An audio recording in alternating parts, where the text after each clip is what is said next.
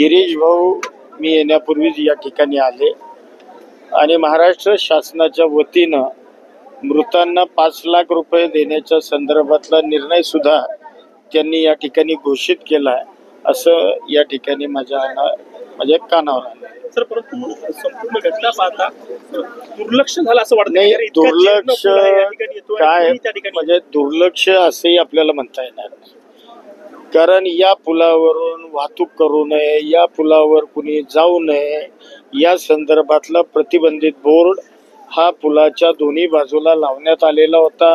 म्हणजे आपण आताही तो पाहू शकता.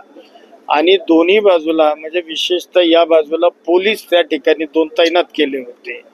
बरं, आता आपल्याला लोकांचा उत्साह माहिती आहे. वर्ष पर्यटन म्हणलं की एक वेगळ्या प्रकारचा लोकांमध्ये उत्साह असतो आणि त्या अनुषंगानं काही लोक त्या ठिकाणी एकत्र झाली आणि दुर्दैवाने ही घटना घडली. नाही, आता लोकांची चूक म्हणजे आता मुळामध्ये पूल हा नादुरुस्त होता.